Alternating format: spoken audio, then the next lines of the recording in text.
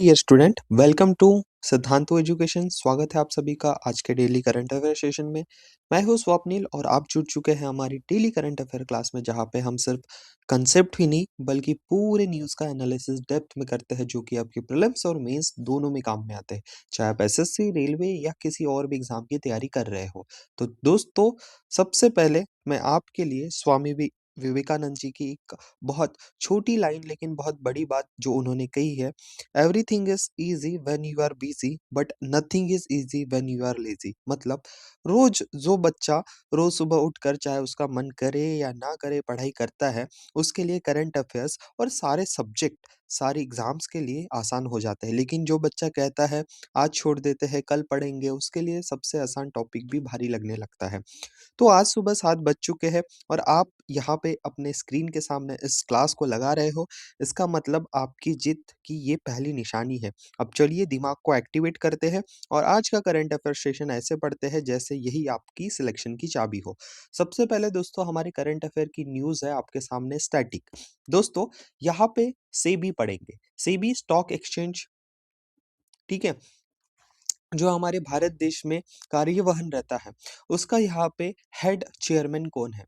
तो वो है तुहिन कांता पांडे, ठीक है, चेयरमैन है तुहिन कांता पांडे। सेबी का हेडक्वार्टर कहाँ पर है? मुंबई में, ठीक है। उसके 4 रीजनल ऑफिसेस है, न्यू दिल्ली, कोलकाता, चेन्नई, अहमदाबाद, राइट। और उसको स्टैट्यूटरी स्टेटस कब मिला था? 1992 में, राइट। तो ये थी फैक्चुअल चीजें। अब सबसे पहली न्यूज आपके सामने डियर स्टूडेंट, जो डोंग विलेज है उसके बारे में पढ़ते हैं। डोंग विलेज ने वेलकम किया था भारत का पहला सनराइज, मतलब 2026 का पहला दिन। तो वहां पे एक इवेंट होता है जिसका नाम है आलो प्रभात, ठीक है, आलो प्रभात। तो यहाँ पे प्रश्न पूछा गया कि ये जो आलो प्रभात इवेंट है कौन से राज्य में होता है और ये डोंग विलेज भी कहाँ पर है? तो इसका सही उत्तर है दोस्तों अरुणाचल प्रदेश, ठीक है। अरुणाचल प्रदेश में मैंने आपको बोला था कि वहाँ के जो गवर्नर है, ठीक है, उनका नाम क्या है? तो एपी से केपी, ठीक है, मैंने आपको याद रखने बोला था। अरुणाचल प्रदेश के गवर्नर का नाम क्या है? यहाँ पे एपी से केपी, मतलब कैवल्य पार्निक सर, ठीक है। तो ये चीज आपने याद रखी। तो सबसे पहली चीज आपको याद रखना है कि भारत का पहला जो सनराइज हुआ था जिसको वेलकम करते हैं, तो ये हुआ था डोंग विलेज में, ठीक है, डोंग विलेज में। वहां के आपको ये भी याद होना कि सीएम कौन है? तो कौन है? प्रेमा खांडू, ठीक है, प्रेमा खांडू, ठीक है। ये याद रखने बोला था मैं आपको। एपी से केपी और केपी से पीके, सीएम है प्रेमा खांडू, ठीक है। तो एपी अरुणाचल प्रदेश, एपी से केपी कैवल्य त्रिवेण पार्निक, और केपी से फिर उल्टा कर दो तो वहां के सीएम हो जाते हैं पेमा खांडू, राइट। अब डोंग विलेज ये भी याद हो गया आपको। चलिए अब पढ़ते हैं बहुत इंपॉर्टेंट न्यूज, देखो। बीच नेशनल हाईवे, ठीक है, sorry, national highway authority of India, जिसको हम एनएचएआई कहते हैं, उन्होंने रिसेंटली 2 गिनीज वर्ल्ड रिकॉर्ड बनाया है ड्यूरिंग द कंस्ट्रक्शन, काम के दौरान। ये कौन से एक्सप्रेसवे पे? तो दोस्तों, ये जो न्यूज़ है बहुत ही इंपॉर्टेंट है, ठीक है। तो इसका सही उत्तर है बैंगलोर कड़प कड़पा विजयवाड़ा एक्सप्रेसवे, ठीक है, बैंगलोर कड़पा विजयवाड़ा एक्सप्रेसवे। लेकिन इसको हमने जो देखा न्यूज़ में कि वर्ल्ड रिकॉर्ड क्यों मिला है, ठीक है, ऐसी क्या चीज़ कर दी गई है? तो ये सबसे पहले आपको पढ़ने से पहले आपको ये याद होना कि जो हमारे भारत देश के ministry of road transport and highways के मिनिस्टर है वो है श्री नितिन गडकरी जी, राइट। अब दोस्तों इंपॉर्टेंट कंसेप्ट पढ़ा रहा हूँ, ध्यान रखो। देखो, आज एक बहुत बड़ी खबर है, मतलब भारत की इंजीनियरिंग और स्पीड की, ठीक है। यहाँ पर राष्ट्रीय महामार्ग प्राधिकरण, मतलब एनएचएआई, ठीक है, क्या बोल रहा हूँ मैं? एनएचएआई, ठीक है, याद रखना, एनएचएआई ने रिकॉर्ड ब्रेकिंग हाईवे कंस्ट्रक्शन किया है। हाल फिलहाल इन्होंने गिनीज वर्ल्ड रिकॉर्ड बनाया है। पहला वर्ल्ड रिकॉर्ड क्या है? लॉन्गेस्ट डिस्टेंस, मतलब इन्होंने लगभग, अगर आप अप्रोक्सीमेशन निकालेंगे तो 28.95 किलोमीटर का कंस्ट्रक्शन कंटिन्यूएशन में किया है। अब ये कहाँ पर किया है? ये किया है बैंगलोर बैंगलोर कड़पा विजयवाड़ा इकोनॉमिक कॉरिडोर, मतलब इसका जो नंबर है नेशनल हाईवे का वो है नेशनल हाईवे 54 544 जी, ठीक है। तो यहाँ पे 24 घंटों में इन्होंने लगभग 29 किलोमीटर लेन का सड़क निर्माण किया है और उसमें इन्होंने बिट यूमिनस कंक्रीट का यूज किया है, जो कि कितना मेट्रिक टन था पता है आपको? 10,675, 10,600, ठीक है, 75। इतना मेट्रिक टन बिटयूमिनस कंक्रीट बिछाया है। इसीलिए इनको हाईएस्ट क्वालिटी का ये जो कंक्रीट बिछाया है, इस 2 के लिए यहाँ पर अप्रॉक्सिमेटली इनको अवार्ड मिला है। तो 2 चीज़ याद रखो, executing authority national highway authority of India, project corridor जो मैंने अभी नाम बताया है, बैंगलोर कड़पा विजयवाड़ा एक्सप्रेसवे। अब ये कौन से राज्य में बन रहा है? ठीक है, ये बन रहा है आपका आंध्र प्रदेश, ठीक है? आंध्र प्रदेश, ठीक है? आंध्र प्रदेश में। ओके, अब आपको 3 चीज़ें याद होना ज़रूरी है। ये जो काम है इतना तेज़ और एक्यूरेसी से हुआ है, इसीलिए इसको दुनिया का सबसे इम्पोर्टेंट जो गिनीज़ वर्ल्ड बुक रिकॉर्ड में दर्ज किया गया है। यह इसीलिए भी ख़ास है क्योंकि इससे क्या होगा, यात्राएँ तेज़ होंगी, ठीक है? बूस्ट इंटर स्टेट कनेक्टिविटी, ठीक है? आंध्र प्रदेश और कर्नाटका के बीच में फ़ास्ट होगा ट्रैवल करना, टूरिज़्म को इसको मदद मिलेंगी, लॉजिस्टिक आसान होगी, इंटरेस्ट कनेक्टिविटी बहुत बेहतर होगी, मतलब अब आपको फ़ास्ट सब चीज़ें मिलने वाली है। दूसरी बात मैंने आपको बोला था बिटयूमिनस सामग्री, बिटयूमिनस रोड, सिंपल सी बात है भैया, देश में 2 तरह के ही रोड बनते हैं आजकल, सीमेंट से और जो डामर वाले होता है, कोलतार डामर से। तो बिटयूमिन का मतलब क्या होता है कि ये सड़क डामर वाले इससे ही बनी होती है, काली सड़क, ब्लैक टॉप रोड, ठीक है? अब बिटयूमिन किसको बोलते हैं? बिटयूमिन बोलते हैं पेट्रोलियम से निकला हुआ चिपचिपा पदार्थ। इसमें पत्थर, गिट्टी और रेती मिलाई जाती है, इसे गर्म करने के बाद सड़क पर बिछाया जाता है। इसी कॉम्बिनेशन को बोलते हैं बिटयूमिनस मटेरियल, राइट? आई होप कि आपको अब ये कांसेप्ट क्लियर हो चुका है। चलिए, बहुत ही इम्पोर्टेंट अब खबर मैं आपको पढ़ाने वाला हूँ। अपने अ, होश और हवास में इस कांसेप्ट को और इस चीज़ को ध्यान से रखो, ये 3 स्टार क्वेश्चन है। यूनाइटेड नेशन ने डिक्लेयर किया है 2026 को इंटरनेशनल ईयर्स ऑफ रेंजलैंड, ठीक है? रेंजलैंड और पैस्टोरलिस्ट, ठीक है? रेंजलैंड और पैस्टोरलिस्ट। तो भैया ये सर क्या है चीज़ पैस्टोरलिस्ट, रेंजलैंड? देखो, सिंपल कांसेप्ट है। आपको आपके कंप्यूटर स्क्रीन या मोबाइल के सामने ये फ़ोटो दिख रही है। यहाँ पे आपको क्या दिख रहे हो? Groups of people and they are carrying their animals, ठीक है? मतलब क्या होता है, सबसे पहले वर्ड को अपन ब्रेक करते हैं। रेंजलैंड का मतलब क्या होता है? खुले घास के मैदान, जहाँ पर घास उगती है, खेती कम होती है और पशु चराए जाते हैं। उदाहरण के तौर पर भारत में अगर हम बोले, तो राजस्थान, लद्दाख जैसे इलाकों में रेंजलैंड पाए जाते हैं। उदाहरण के तौर पे और मैं बताता हूँ, रेगिस्तान के किनारे, पहाड़ी इलाके, सूखे घास के मैदान। आपने पहला वर्ड समझ लिया है रेंजलैंड क्या होते हैं। अब आता है पशुपालक, ठीक है? तो पैस्टोरलिस्ट का मतलब होता है, क्या होता है? क्या होता है? मैं आपको यहाँ पे हिंदी में भी लिख के दिखता हूँ, ठीक है? पशुपालक मतलब जो पशुओं को पालते हैं, ठीक है? तो ये जो पशुपालक वो लोग होते हैं जो गाय, भैंस, भेड़, बकरी, ऊँट आदि इनको पालते हैं और ये एक जगह नहीं रहते, साल भर इनका लोकेशन इधर-उधर जाते हैं। अपने पशुओं के साथ-साथ जगह-जगह घूमते हैं ताकि चारा मिलते रहे, राइट? तो उसके साथ हमने क्या पढ़ा कि यूएन ने डिक्लेयर किया है, तो रेंज लैंड प्राकृतिक और पर्यावरण के लिए बहुत ज़रूरी है। पशुपालक दूध, ऊन, मांस जैसे चीज़ों का बड़ा योगदान करते हैं। जलवायु परिवर्तन से ये इलाके और लोग सबसे ज़्यादा प्रभावित होते रहते हैं। दुनिया को इनके अधिकार और महत्व को समझाना यही इम्पोर्टेंट था इसका। डियर स्टूडेंट, मैंने आपको पहली चीज़ समझा दी। दूसरी चीज़ ध्यान रखें, हमारे भारत देश में भारत के आर्मी ने हमारी आर्मी ने भारत में डिक्लेयर किया है 2026 को, ये देखिए यूएन ने पूरे ग्लोबली डिक्लेयर किया है। भारत के आर्मी ने भारत में डिक्लेयर किया है क्या? Year of networking and data centrically. इस कांसेप्ट को मैंने पिछले करंट अफेयर की क्लासेस में पढ़ाया। अगर आप daily current affair classes miss करते हो तो भैया आप अपनी रिस्क खुद ले रहे हो। क्योंकि ये जो क्लास होती है exam relevant to the point और एग्जाम में आने वाले क्वेश्चंस का रेफरेंस लेके ही यहाँ पे बनाई जाती है। डियर स्टूडेंट, बहुत ही इंपॉर्टेंट है। अम, हाल ही में एक बहुत बड़े वैज्ञानिक और पर्यावरण विद्वान पद्मश्री माधव गाडगिल जी का निधन हो गया है, तो ये न्यूज़ ऑबिचुअरीज़ में पूछी जाती है। ये भारत के पर्यावरण संरक्षण की आवाज़ थे। माधव गाडगिल जी ने हमें सिखाया है कि विकास ज़रूरी है, लेकिन प्रकृति को बचाकर। यस, डेफ़िनेटली डेवलपमेंट ज़रूरी है भाई, डेवलपमेंट के बिना हमारा देश आगे जा नहीं सकता, लेकिन अगर हम एनवायरनमेंट को हानि करोगे, एनवायरनमेंट को आप नुकसान पहुँचाओगे, तो फिर उत्तराखंड जैसी त्रासदी तो तैयार ही बैठी है आने को। हिमाचल प्रदेश में आप देखिए, उत्तराखंड में देखिए लैंडस्लाइड्स होती रहती है, क्योंकि हम बेवजह का इलीगल कंस्ट्रक्शन करते चल रहे हैं पहाड़ियों पे। तो ये एक कांसेप्ट होता है, ठीक है? तो क्वेश्चन क्या पूछता है, क्या ये कौन थे? तो वेटरन इकोलॉजिस्ट थे। दूसरा प्रश्न ये पूछा जाता है कि माधव गाडगिल जी ने पद्मश्री अवार्ड कौन से साल में जीता था? तो वो था 1981 और उनको पद्म विभूषण जो हमारे भारत देश का 3rd हाईएस्ट सिविलियन अवार्ड है, ये 2006 में मिला था, राइट? तो माधव गाडगिल जी ने हमें सिखाया, ठीक है? विकास ज़रूरी है लेकिन प्रकृति को बचाकर। उन्होंने ख़ास तौर पे काम कहाँ पे किया अगर हम भारत को देखें तो यहाँ पे हमारा आता है वेस्ट, यहाँ पे आता है नॉर्थ, यहाँ पे आता है साउथ। तो ये जो भारत का वेस्टर्न साइड है, इसको बोलते हैं वेस्टर्न, ठीक है? इसको बोलते हैं वेस्टर्न घाट्स। तो ये जो वेस्टर्न घाट्स है ना, यहाँ पे माधव गाडगिल जी ने बहुत काम किया है पश्चिमी घाटों के लिए, इसको बचाने के लिए और बताया कि अगर प्रकृति नष्ट होंगी तो विकास भी ज़्यादा दिन नहीं टिकेगा। ऐसे लोग भारत के लिए इसलिए ज़रूरी होते हैं क्योंकि ये हमें याद दिलाते हैं कि धरती बचेंगी तभी भविष्य बचेगा डियर स्टूडेंट। चलिए, आई होप कि यहाँ तक आपने सारी चीज़ें कंप्लीट अच्छे तरीके से समझ ली गई है। अब एक गहरी साँस आप ले सकते हो अगले करंट अफ़ेयर की तरफ बढ़ने के लिए। स्टूडेंट, हमारा जो नेक्स्ट करंट अफ़ेयर है यही है कि अर्थ रोटेशन डे हम हर साल कब मनाते हैं, इसके ऊपर ही आपको ध्यान केंद्रित करना है। ये स्टैटिक चीज़ें होती हैं जो आपको एग्ज़ाम में पूछते हैं। सो यहाँ पे देखो कि हर साल हम अर्थ रोटेशन डे मनाते हैं 8 जनवरी को, ठीक है?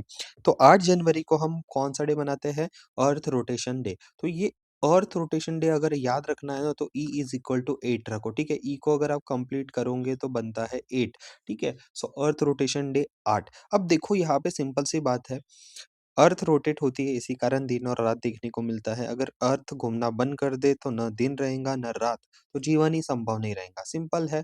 इसी अर्थ रोटेशनल मैकेनिज़्म को हम जो बताते हैं कि डे नाइट के साइकिल्स होते हैं, इसी कारण जो मौसम या पर्यावरण में चेंज होते हैं, तो ये सारी कांसेप्ट है। आपने को उतना डीप में नहीं जाना है, डेट याद रखो, राइट? सो आगे बात करते हैं next current affair, India's first hydrogen power train. आपने सुना होगा कि डीजल पे ट्रेन चलने वाली होती है, कोयलों पे ट्रेन चलती है या इलेक्ट्रिसिटी पे चलती है। अब ये सर हाइड्रोजन पावर ट्रेन का क्या नया मसला है? क्यों हमारा सर दर्द बढ़ा रहे हो? बिल्कुल टेंशन मत लो, आहिस्ता, अच्छे से, ठंडे दिमाग से कांसेप्ट को समझो। एक बार कांसेप्ट समझ गए ना भाई, कोई दिक्कत नहीं आने वाली है आपको। देखो, आपको यहाँ पे बोल रहा है कि हाइड्रोजन पावर ट्रेन है, ये कौन से राज्य में चलने वाली है? सबसे पहली बात तो याद रख लो, हरियाणा। दूसरा आपको डिटेल में पढ़ना है कि न्यूज़ में क्यों है? क्योंकि हाँ, हाइड्रोजन पावर ट्रेन है, अभी तक हमने सब कोयले से, डीज़ल से, पेट्रोल से, इलेक्ट्रिसिटी से चलने वाली देखी। अब ये जो ट्रेन चलेंगी इसका रूट क्या है? पहली चीज़ ये याद रखो, ये रहने वाली है आपकी जींद सोनीपत हरियाणा, इसमें ही चलने वाली है। Located at Jind with 3000 KG storage, ठीक है? उसके बाद ग्रीन हाइड्रोजन वाया इलेक्ट्रोलाइसिस, ये कांसेप्ट है, मैं ये बता रहा हूँ, ये चलने वाली है इंडियन रेलवे के सानिध्य में। ग्रीन हाइड्रोजन क्या होता है? ध्यान से समझो, ग्रीन हाइड्रोजन वो हाइड्रोजन होता है, हाइड्रोजन मतलब क्या होता है? H2O। H2O मतलब क्या होता है? कोई अगर साइंस पढ़ा हुआ है, नहीं पढ़ा है, कोई दिक्कत नहीं। हाइड्रोजन का फॉर्मूला होता है H2O। H2O मतलब होता है पानी। पानी से बनी हुई ऊर्जा पे यहाँ से बिजली बनती है, जिसको बोलते हैं हम इलेक्ट्रोलाइसिस। अब आप समझे? यहाँ समझे? हाइड्रोजन से एक प्रक्रिया होगी, पानी से बनाई हुई बिजली को बोलते हैं इलेक्ट्रोलाइसिस, यहाँ समझो। सर इलेक्ट्रोलाइसिस समझा दो, आसान भाषा में समझो। पानी को बिजली से तोड़ा जाता है, मतलब यहाँ पे आज साइंस की क्लास ही ले लेते हैं ना, तो पानी को बिजली से कैसे तोड़ेंगे? पानी का फॉर्मूला बताया मैंने H2O। हाइड्रोजन मतलब H2 प्लस ऑक्सीजन तो सबको पता है O2, ठीक है? इसको आपने ब्रेक कर लिया। अब ये हमारा अलग हो गया, ये हमारा अलग हो गया। इसमें कोई प्रदूषण नहीं होता, पॉल्यूशन नहीं होता। इसको इलेक्ट्रोलाइसिस प्रक्रिया से तोड़ा जाता है। वो केमिकल प्रोसेस है। अब हाइड्रोजन ट्रेन कैसे चलती है? हाइड्रोजन प्लांट में ग्रीन हाइड्रोजन बनाई जाती है। ग्रीन हाइड्रोजन बन रही है। हाइड्रोजन को ट्रेन में स्टोर किया जाता है। ट्रेन में फ्यूल सेल होता है, ठीक है? फ्यूल सेल में हाइड्रोजन प्लस ऑक्सीजन मिलते हैं, जो हमने इसको तोड़ा, ये इसको एक सेल रहेगा बैटरी समान, इसको ट्रेन में लगाएँगे, ठीक है? यहाँ पे ये मिलेंगे दोनों। उसके बाद इससे क्या बनेंगी? इससे बनेंगी हमारी बिजली रानी, ठीक है? इससे क्या बनेगी? हमारी बिजली, ठीक है? याद किया आपने? इससे बनेगी हमारी बिजली। तो ये कांसेप्ट होता है, आपको समझना है, ठीक है? उसके बाद ये जो बिजली है ट्रेन के मोटर को चलाएँगी, ट्रेन के इंजन को चलाएँगी। बाय प्रोडक्ट सिर्फ पानी होता है। इसके जब भी कोई भी अगर बाय प्रोडक्ट निकलता है, जैसे आपको पता है इलेक्ट्रिक बसें चलते हैं आपके रोड्स में, तो आपके यहाँ एसी के बसेस से क्या निकलता है बाय प्रोडक्ट? पानी। वैसे ही इस ट्रेन से क्या निकलेगा बाय प्रोडक्ट? वाटर। मतलब पॉल्यूशन ही नहीं होगा। तो हाइड्रोजन प्लांट में एक ऐसी फैक्ट्री होती है जहाँ पानी, बिजली से हाइड्रोजन गैस बनाई जाती है। यही हाइड्रोजन ट्रेन के लिए फ्यूल का काम करती है। अब नॉर्मल ट्रेन और हाइड्रोजन ट्रेन में आसान फ़र्क समझो। डीज़ली सामान्य ट्रेन किससे चलती है? डीज़ल या डीज़ल से। हाइड्रोजन ट्रेन चलेंगी ग्रीन हाइड्रोजन से। अब सामान्य ट्रेन चलेंगी वो पॉल्यूशन करेंगी, हाइड्रोजन ट्रेन जीरो पॉल्यूशन। सामान्य ट्रेन कार्बन उत्सर्जन ज़्यादा, सिर्फ यहाँ से बिजली वाली जो ट्रेन चल रही है अपनी पानी ही इसका निकलेगा। पर्यावरण पर असर जो कॉमन ट्रेन्स होती है उनका होता है, और हाइड्रोजन ट्रेन पर्यावरण के अनुकूल होता है। कहाँ से शुरू हो रही है? हरियाणा। टेक्नोलॉजी कौन सी यूज़ कर रहे हैं हम? Green hydrogen plus fuel cell. Implementation agency है भारतीय रेलवे। तो दोस्तों, अगर आपको ये छोटी-सी कंसेप्ट क्लियर आ चुकी है, तो अभी तक आपने इस क्लास को सब्सक्राइब नहीं किया है, तो सब्सक्राइब ज़रूर कीजिए। अभी तक आपने टेलीग्राम चैनल को जॉइन नहीं किया है, तो जॉइन कीजिए, एंड कमेंट बॉक्स में मुझे प्लीज़, आज कोई क्विज़ सेशन नहीं होने वाला है। कमेंट बॉक्स में ज़रूर बताइए कि आपको ये क्लासेस कैसे लग रहे हैं, क्योंकि कैसा है ना कि रिव्यू आना ज़रूरी है। अगर आपका रिव्यू आता है कि वाक़ई आपको इंटरेस्ट आता है, या आपके तरफ से कोई सुझाव है, कोई सजेशंस है, तो हम उसको भी इम्प्लीमेंट करेंगे। तो फिलहाल याद रखिए ये जो न्यूज़ मैंने आपको बताया।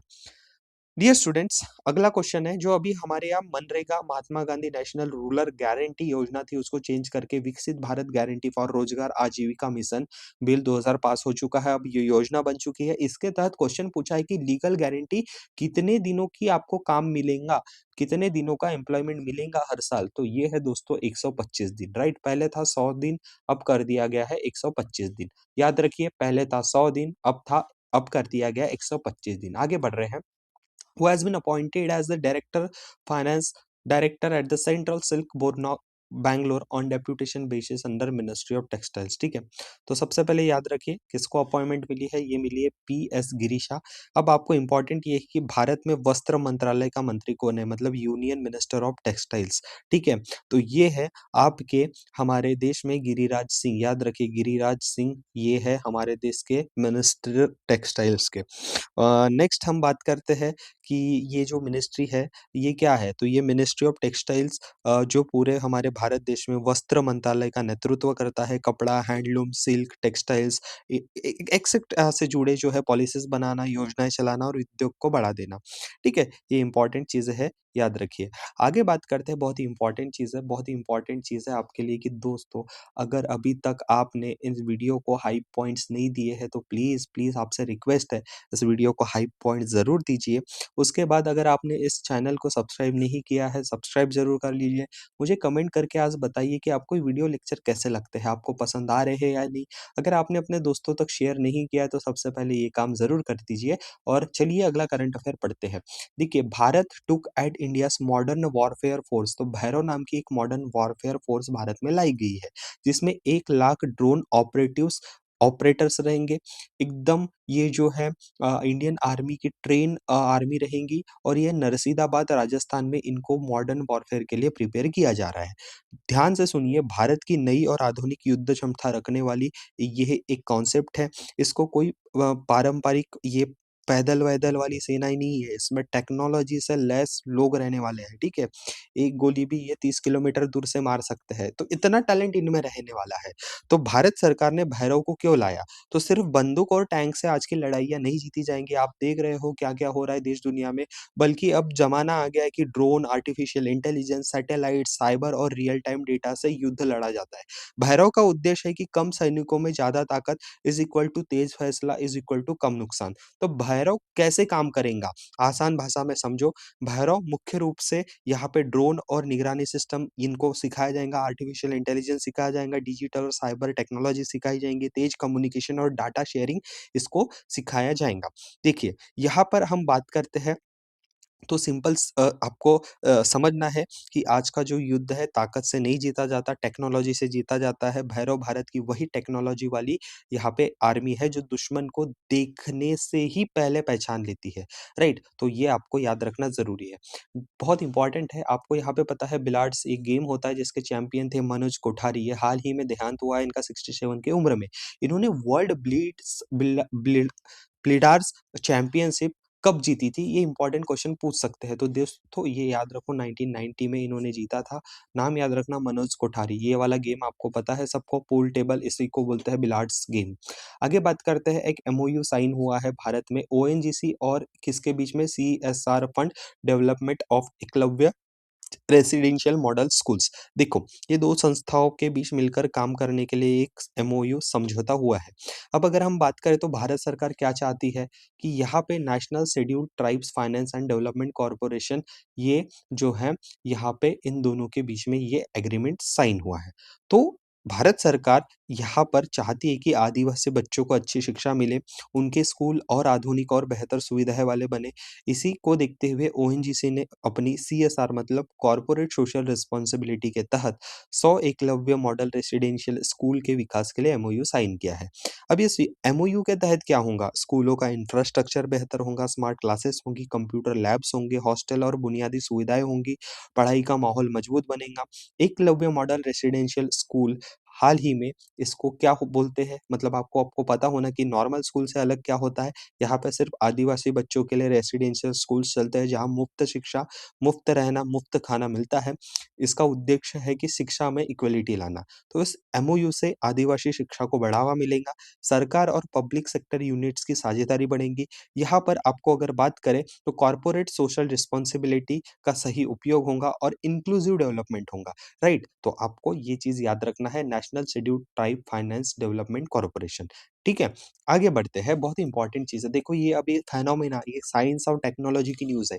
बहुत आसानी से मैं इसको भी समझाने वाला हूँ, तो चिंता करिए ही मत आप। देखिए, भारत के साइंटिस्ट ने डेवलप किया है first super computer power stimulation. सारा ध्यान है स्टिम्युलेशन शब्द पे रखो। भारत के वैज्ञानिकों ने फर्स्ट सुपर कंप्यूटर पावर एक स्टिम्युलेशन कैप्चर किया है और वो फेनोमेना क्या है? इसको बोलते हैं पैम्बा इफेक्ट। एम साइलेंट है, पैम्बा इफेक्ट। पैम्बा इफेक्ट याद रखो। स्टिमुलेशन का मतलब क्या होता है सबसे पहले समझो। स्टिमुलेशन का मतलब होता है कि असली दुनिया किसी घटना को, ठीक है? असली दुनिया किसी घटना को कंप्यूटर पर मॉडल पर बना के, ठीक है? असली दुनिया की किसी घटना को कंप्यूटर पर मॉडल बनाकर समझाना। मतलब स्टिमुलेशन का मतलब सादा समझो, अगर मैं आपको बोलूँ कि आपको फ्लाइट उड़ाना है, एरोप्लेन उड़ाना है, ठीक है? आपको तो एरोप्लेन उड़ाना आता नहीं, तो मैं क्या करूँगा आपको एक स्टिमुलेशन सेंटर पर लेके जाऊँगा, जहाँ पे एक रूम होगा, लेकिन आपके सामने एक बड़ी स्क्रीन होगी, एक अच्छा हॉल होगा और सारे जो मशीन्स लगे रहते हैं एरोप्लेन में कॉकपिट में, वो सारे आपको वहाँ पे दिखेंगे और आपको ऐसी चेयर पे बिठाया जाएगा कि आपको लगेगा कि आप एरोप्लेन उड़ा रहे हो। मतलब असली दुनिया की किसी घटना को कंप्यूटर मॉडल पर बनाकर समझाना। तो भारत में वही किया है। तो अब ये काम बहुत शक्तिशाली कंप्यूटर से किया जाता है, तो उसे कहते हैं सुपर कंप्यूटर पावर स्टिम्युलेशन। यानी खुद एक्सपेरिमेंट करने की बजाय कंप्यूटर पर एक्सपेरिमेंट करना। आई होप कि पहले आपको क्वेश्चन समझ चुका है। अब भारत के साइंटिस्ट ने क्या किया है, सुपर कंप्यूटर के मदद से पानी, भाप और तापमान, ठीक है? वाटर, ठीक है? इवेपोरेशन और टेम्परेचर से जुड़ी जटिल प्रक्रियाओं का स्टिम्युलेशन किया है, ताकि प्रकृति के कुछ अजीब लेकिन सच्चे प्रभावों को समझा जाए। अब ये पैम्बा इफ़ेक्ट क्या होता है? एक बहुत ही ना क्यूरियस साइंटिफिक यहाँ पे एक्सपेरिमेंट किया है। आपको पता है कि कभी-कभी गर्म पानी ठंडे पानी से पहले जम जाता है। सर क्या बात कर रहे हो यार?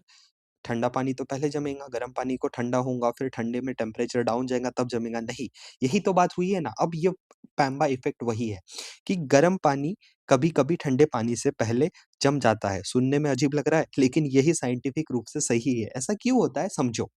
गर्म पानी में इवेपोरेशन ज़्यादा होता है, आप जितना पानी उबालोगे उससे इवेपोरेट पानी ज़्यादा होगा। उसमें क्या होंगी, पानी के अंदर जो पानी का मॉलिक्यूल होता है ना, उसकी जो अ, स्पीड है, वो अलग हो जाती है, ठीक है? उसमें जो पानी उबल रहा है, ठीक है? वो पानी और उसकी इवेपोरेशन प्रोसेस अलग-अलग होती है।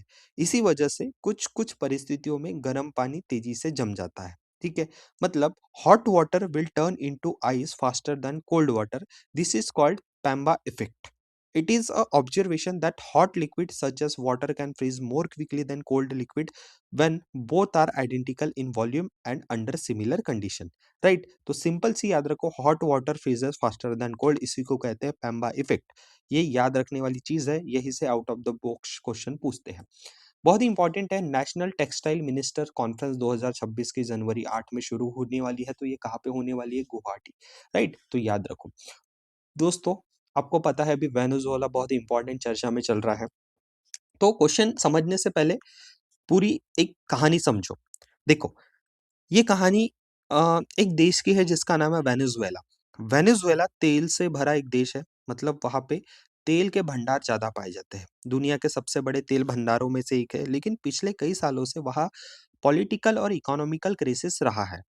इस साल 3 जनवरी 2026 को अमेरिका ने वहाँ एक बहुत बड़ा मिलिट्री ऑपरेशन किया है, ठीक है? वेनेजुएला के राष्ट्रपति का नाम है निकोलस मादुरो और उनकी पत्नी को पकड़ लिया है। अब दोस्तों आपको सबसे पहला करंट अफेयर अगर पूछना रहा तो ऑपरेशन एब्सोल्यूट रिज़ॉल्व ये पूछेंगे कि वो कौन-सा ऑपरेशन है जिसके तहत निकोलस मादुरो और उनकी पत्नी को वेनेजुएला से लाया गया। तो ये समझो कि आप घर पे रात में सो रहे हो और आपको किडनैप करके किसी और जगह लेकर गया है। तो ये चीज़ ही हुई है, ठीक है? उन पर ड्रग ट्रैफिकिंग और आतंकवाद जैसे आरोप लगाए गए हैं। उन्हें न्यूयॉर्क अपने देश वेनेजुएला से लाया गया है। मुझे कमेंट बॉक्स में कोई अगर बच्चा लिटरली पढ़ रहा है तो वेनेजुएला की कैपिटल एक बार बता दीजिएगा। आज तो कोई क्विज़ होने वाला नहीं है। आज आपको रिव्यू देना है कि ये आपको डेली करंट अफेयर के सेशन कैसे लग रहे हैं। बैक टू द टॉपिक, हम बात कर रहे थे ऑपरेशन एब्सोल्यूट रिज़ॉल्व की, ठीक है? तो मादुरो के जाने के बाद वेनेजुएला का संविधान कहता है कि उपराष्ट्रपति पद पर अपने देश की ज़िम्मेदारी सँभाली जा सकती है। क्वेश्चन मैंने वही लाया कि who became the acting president of Venezuela after Nicolas Maduro? तो इसका जो सही आंसर है वो है डेल्सी रॉड्रिगेज़, ठीक है? तो डेल्सी रॉड्रिगेज़ अंतरिम मतलब इंटरिम राष्ट्रपति के तौर पर उनको शपथ दिलाई गई है। ये संकट सिर्फ एक राजनीतिक बदलाव नहीं है, ये दुनिया की बड़ी शक्तियों के बीच राजनीतिक, आर्थिक और तेल के लिए हो रहे टकराव को भी दिखाता है। अमेरिका कहता है कि उसने नशे और अपराध के खिलाफ कार्रवाई की है, लेकिन वर्ल्ड में कई देश और कानून विशेषज्ञ इस संवैधानिक तरीकों को अवैध माना है, ठीक है? लीगल नहीं है। इसीलिए ये आपको जो मैंने कहानी बताया, ये याद दिलाती है कि राजनीतिक संसाधन और अंतर्राष्ट्रीय कानून कितने गहराई से जुड़े हैं। वेनेजुएला पता है, उसका आपको थोड़ा-थोड़ा चीज़ याद रखो। ये चीज़ मैंने आपको बताई है तो प्लीज़ याद रखो। कौन बनी है यहाँ पे? Delsey Rodriguez. कौन-सा ऑपरेशन चलाया गया है? ऑपरेशन एब्सोल्यूट रिज़ॉर्व, ठीक है? इम्पोर्टेंट चीज़ है दोस्तों, याद रखिए, ठीक है? अब बात करते हैं नेक्स्ट। महाराष्ट्र के डीजीपी, ठीक है? नए डीजीपी बन गए हैं, पुलिस के मुखिया, ठीक है? पूरे महाराष्ट्र की पुलिस अब इनके अंडर है।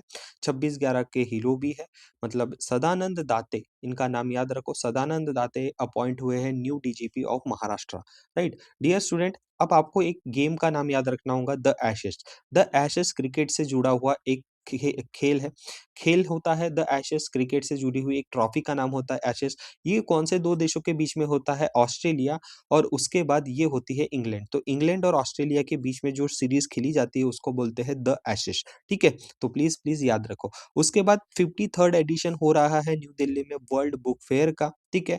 तो याद रखिए वर्ल्ड बुक फेयर क्या होता है? ये किताबों का अंतर्राष्ट्रीय मेला होता है जहाँ पे देश-विदेश के पब्लिशर्स आते हैं, नई पुरानी किताबों को ये दिखाते हैं, बेची जाती है और पढ़ने-लिखने की संस्कृति को आगे बढ़ाया जाता है। लोगों को पढ़ने की आदत बढ़ना चाहिए, बच्चे, युवा इनको ज्ञान से जोड़ना चाहिए, ठीक है? तो ये चीज़ होती है, बस याद रखो कि कहाँ पे हो रहा है, ये हो रहा है 53rd एडिशन न्यू दिल्ली में, ठीक है? तो किस बच्चों सिर्फ़ कागज़ नहीं होती, किताबें सोच बनाती है, इसीलिए वर्ल्ड बुक फेयर इसी सोच को ज़िंदा रखने का प्रयास है। बहुत इम्पोर्टेंट न्यूज़ आपको बताने वाला हूँ, देखिए इंडियन आर्मी और एचडीएफसी बैंक के बीच में एमओयू रिन्यू हुआ है। अभी तक हम क्या पढ़ते थे? एमओयू हुआ है। रिन्यू का मतलब होता है कि पहले भी एमओयू हो चुका है, उसको अब रिन्यू करके एक्सटेंड किया है। तो 2029 2029 तक ये एमओयू को आगे बढ़ा दिया गया है।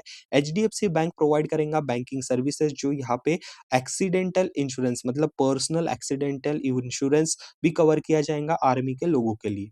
बहुत ही इम्पोर्टेंट और बहुत ही ज़बरदस्त न्यूज़ आपके लिए है, 3 स्टार क्वेश्चन है।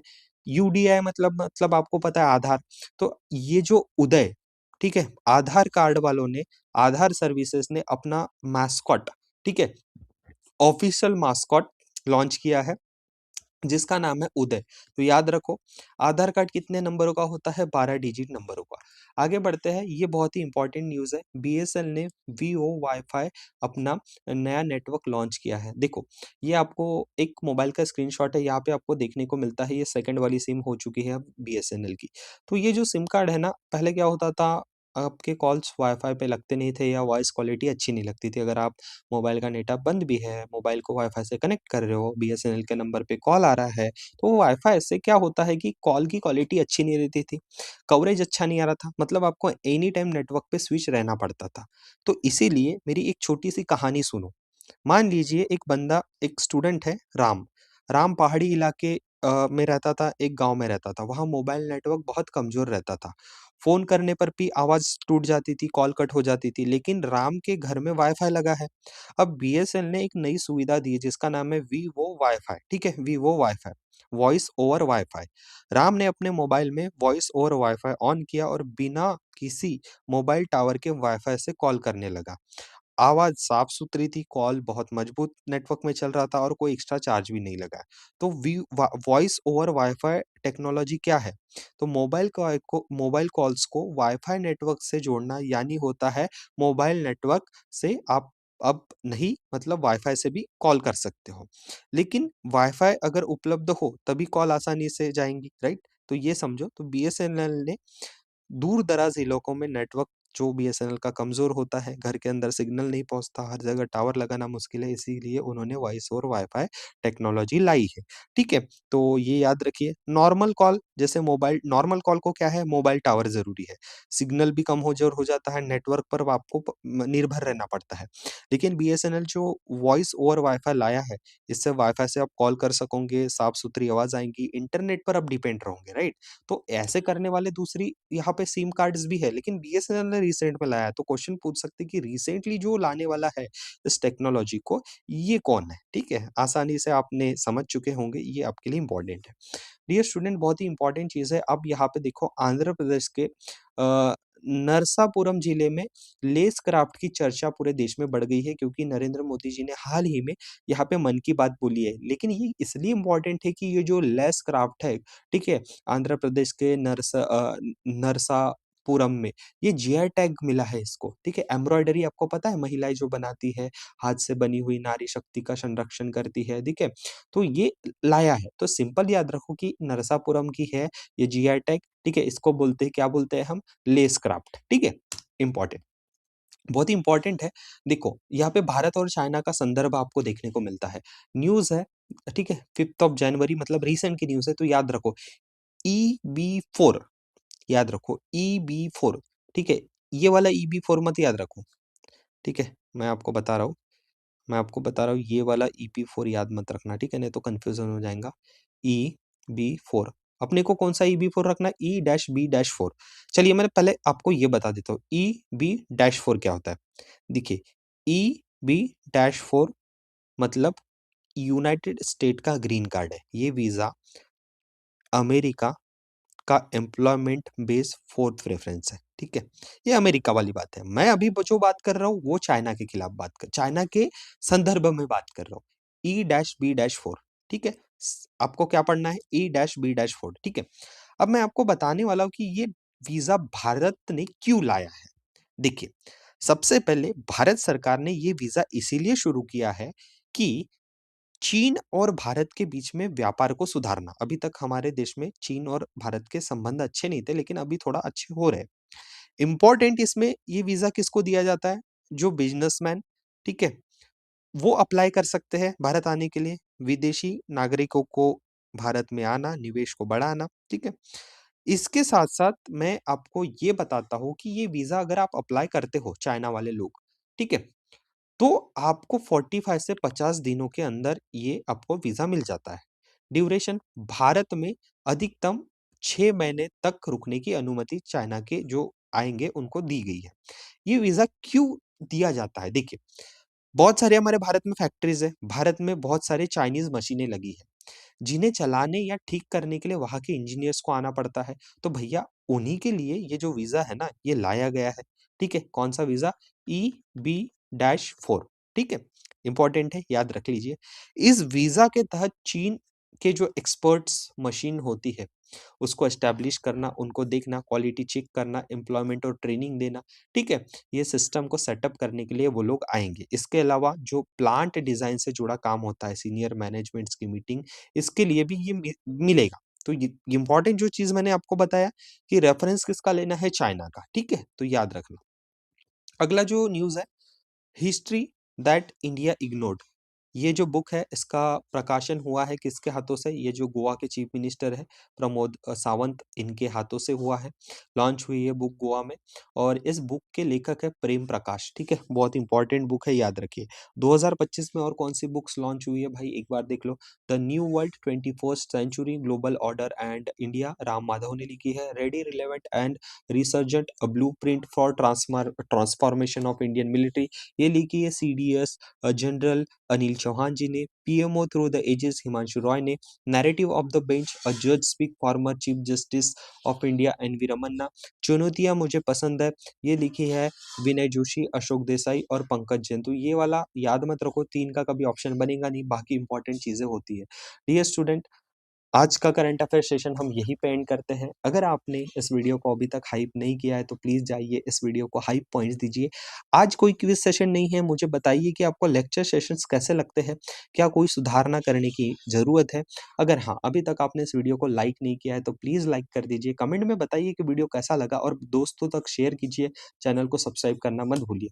डियर स्टूडेंट, अगर आप चाहते हैं कि आने वाली एग्ज़ामिनेशन आरबीआई असिस्टेंट और अटेंडेंट के लिए आपको प्रिपरेशन करना है, तो हमारे यूट्यूब चैनल मतलब सिद्धांतु एजुकेशन में हमने आपके लिए कंप्लीट एक बैच लाई है जो बेसिक से एडवांस तक होने वाली है। कंप्लीट फ्री बैच होने वाली है। Study materials, daily live lectures, topic wise complete course आने वाला है आपके लिए। प्रीलिम्स, मेंस और इंटरव्यू सारी स्टेज यहाँ पे आपको कराने की हमारी जिम्मेदारी रहने वाली है। सो डियर स्टूडेंट्स, अभी तक आपने हमारा एंड्रॉयड एप्लीकेशन डाउनलोड नहीं किया तो प्ले स्टोर या एप्पल स्टोर्स पे जाके सिद्धांतु एजुकेशन सर्च कीजिए, डाउनलोड कीजिए, जहाँ पे आपको मिलेंगे daily test series, free PDF, success stories, daily quizzes and job alerts. इसी के साथ साथ दोस्तों, अगर आप महाराष्ट्र पुणे में हैं और आप चाहते हैं कि ऑफलाइन क्लासेस ज्वाइन करना है तो प्लीज दिए गए इन नंबरों पे एक बार कॉल जरूर कीजिए। और ये हमारे कुछ सोशल मीडिया हैंडल्स है जहाँ पर आप हमसे जुड़ सकते हैं। ये हमारी दोनों ब्रांचेस के एड्रेसेस है।